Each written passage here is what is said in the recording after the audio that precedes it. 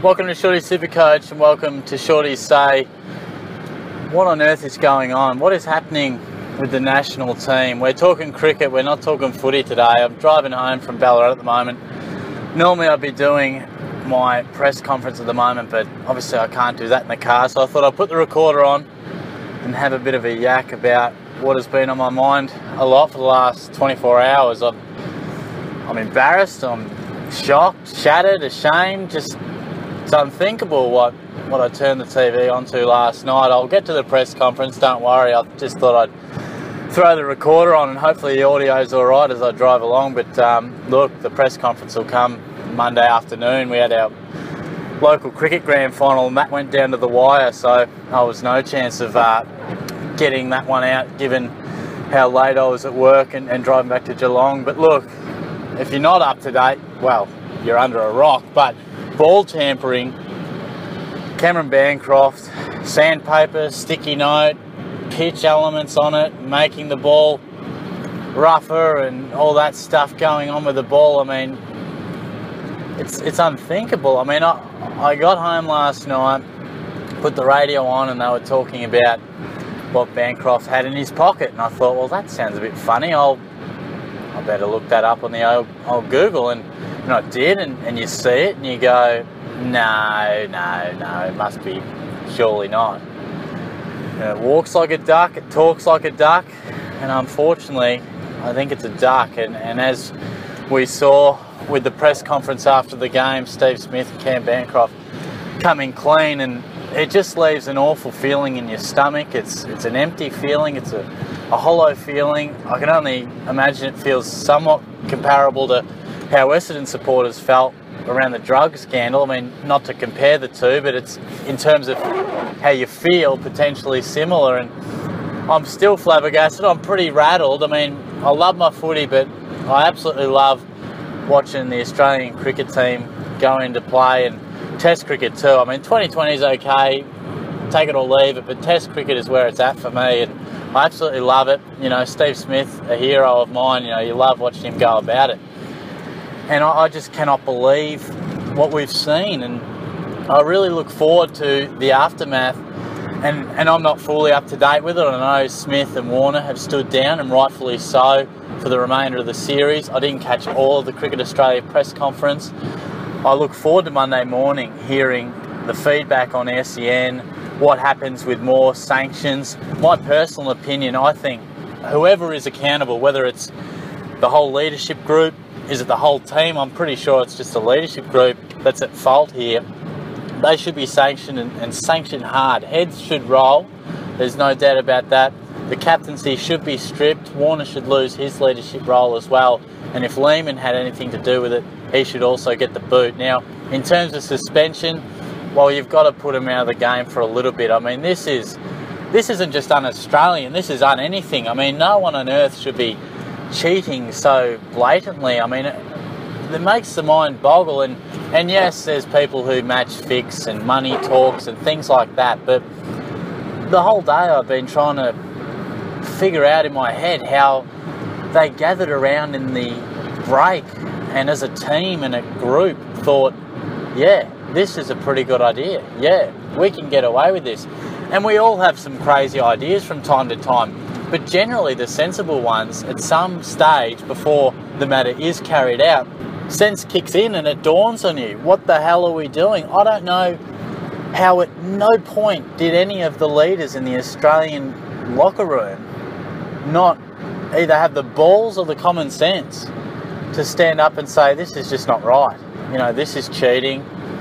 And if you want to be, matter of fact about it, it's bloody dumb because you're always going to get caught. I mean, we only have 12,000 cameras at a game these days. I mean, I'm not sure how they ever thought bringing that out in the field was ever going to slip under the radar. It makes my mind boggle. Steve Smith is a student of the game, loves the game. I wouldn't think anyone would do this, but of all people, someone who respects and loves the game, the history of it, the integrity of it.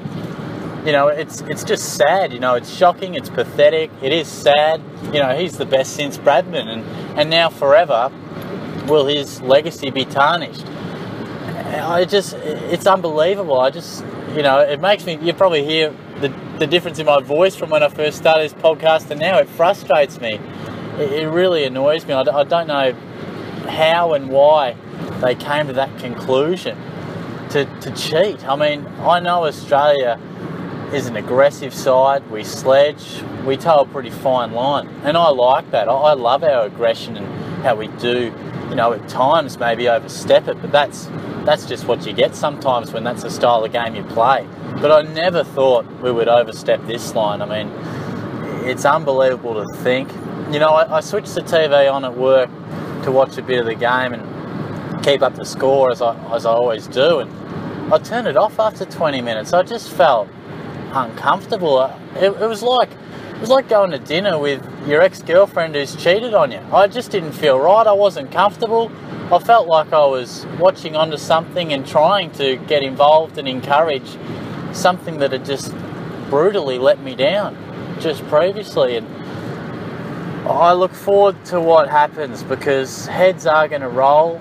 I look forward to people coming clean and talking about just what happened behind those doors and how they came to such a moronic conclusion, because it's unthinkable on so many levels, and it's, you know, it's shattering as a sports fan. I mean, Test cricket may not be your go, but as a sports fan, it's shattering, and I expect those players responsible to miss a serious chunk of cricket. But you know, does that really matter? Well, yeah, of course you've got to whack them across the wrist. But what really matters is that for the rest of their lives, their careers, their lives, that's going to live with them. It's going to be part of their DNA, part of their brand. And particularly Warner and Smith, two of our more decorated players of the last however many years it has been since our golden era. You know, they've been stalwarts of our team. And this is just sad because forever they'll be remembered as the guys who put together this plot. And I don't want to just single out those two. I'm sure there are a couple more involved. And of course Bancroft was the one who did the deed, you know. Just crazy to think how at any stage no one thought that this was blatant cheating. And even when they did realise how bad it was, how no one, even when they got out in the field, could say, no, all right, we've gotten this far. Before we do it, let's just stop. You know, this is madness. This is madness what we're doing here. You know, we're cheating. We're Australian. This is not what we stand for. We're a proud nation. It really does kick you in the guts. So, yeah, this has been a Shorty say that has been less of a say and more of a rant. But, you know, Shorty and rant don't start with the same letters, so it doesn't make sense. But, you know, it's Shorty say. And I'm pretty frustrated. I think that's about all I wanted to say, but the disappointment is real.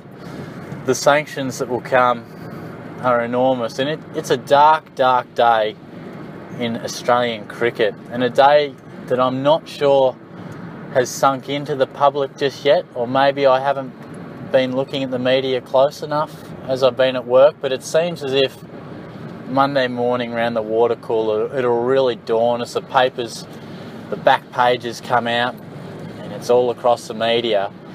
I think it'll really dawn just how dark a day this is. It's really massive. You know, once upon a time they said second most important role in Australia behind the Prime Minister is a Test cricket captain, and you know, you do have a massive responsibility and honour to captain the nation, and this is just unthinkable on so many levels. And as a sports fan, a lover of Test cricket, a lover of those guys and Australians and Australian sport, it really kicked me in the guts. It's hit me flat. At times I have been flat. I mean, sport can do some funny things. You know, I was just sitting at work, you are a bit shattered. So, yeah, if you're a cricket fan out there, feel free to voice your opinion and frustration, because that's mainly the reason I wanted to do this video, because there's a lot of pent-up frustration, and I've got an hour and a half to kill on the road, and I could probably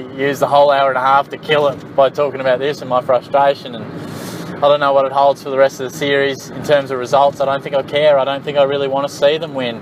You know, I think I just want to get this series over and done with, penalise them, and in some way, shape or form start afresh, you know, a new slate, because it does feel like a tarnished sort of a team right now for those who are responsible, and they'll come to light in the next couple of days exactly which members were, and they'll cop their right whack. But it's a dark, sad day.